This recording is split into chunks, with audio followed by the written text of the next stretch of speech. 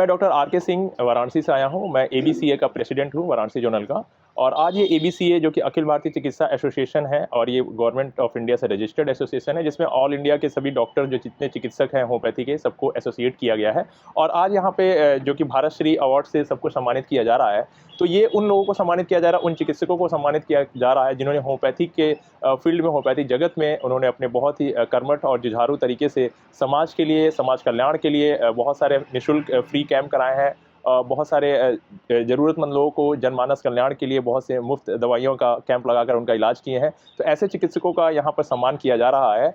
इसमें आज इस चिकित्सा के बारे में मैं ये भी बताना चाहूँगा कि यहाँ पे जितने लोग सम्मानित डॉक्टर सम्मानित हो रहे हैं, वो होम्योपैथी चिकित्सा को ऊपर उठाने में और समाज के सामने एक अलग पहचान बनाने में बहुत मुख्य भूमिका निभाए हैं। आप एक होम्योपैथिक चिकित्सक हैं। जी सर। आपके पास मैंने जैसे कि मेल इनफर्टिलिटी से संबंधित लोग भी आते होंगे, उनको जो होम्योपैथी कितना कारगर होता है उनके लिए?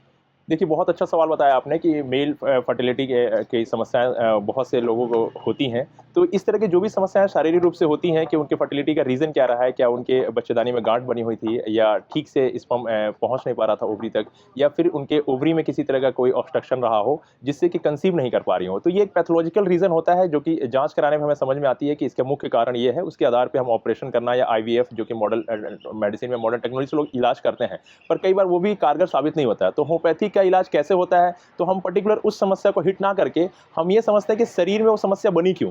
क्योंकि कोई भी पेशेंट के शरीर में कोई ऑब्स्ट्रक्शन आया है, कोई इरेगुलरिटी आई है, तो उसका उसके शरीर में ही क्यों हुआ, व्हाय?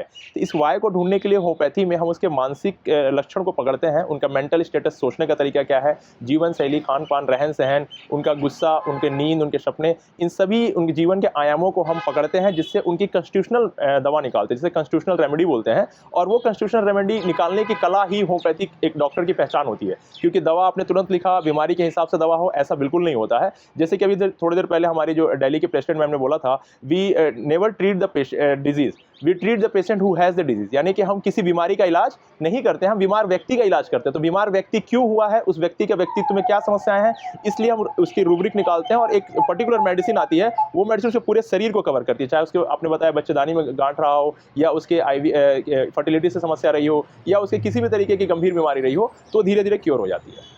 अच्छा, जैसे कि एलोपैथ में 100% इसका समाधान नहीं होता है फर्टिलिटी का, तो होम्योपैथी कितना परसेंट होता है फर्टिलिटी? देखिए, ये परसेंटेज का कोई पर्टिकुलर डाटा हम पेश नहीं कर सकते हैं, क्योंकि ये पर्सन टू पर्सन वेरी करता है। जैसे मैं बार बार कह रहा हूँ कि हमारे पास ऐसा नहीं है कि हम 10 पेशेंट का इलाज किए तो उसमें से हमारे पास कुछ एक डाटा है कि 7, 8, 9, 10 लोग ठीक हुए हैं। ऐसा बिल्कुल भी नहीं है, क्योंकि ये डिपेंड करता है कि वो पर्सन कैसा है, पर्सन का व्यक्तित्व कैसा है, और उसके व्यक्तित्व के आधार पर अगर दवा मिली है, यानी कि रोग, रोगी और दवा, इन तीनों का मिलाप बढ़िया तरीके से हो जाता है, तो बहुत ही सटीक काम करती है और एक मिरेकल रिजल्ट सामने आता है। तो ऐसा अगर हम 10 मरीज को इलाज करें, जिसमें 1 के अंदर भी हो सकता है, 3 के अंदर भी हो सकता है, 4 के अंदर भी हो सकता है, तो ये डिपेंड करता है कि पर्सन की व्यक्तित्व कैसा है, और चिकित्सक ने उसके व्यक्तित्व के आधार पे दवा बहुत सटीक दी है, रूब्रिक के आधार पे, उसके लक्षण के आधार पे दवा दी गई है, जो कि उसके माइंड सिम्टम को पकड़ना बहुत जरूरी होता है।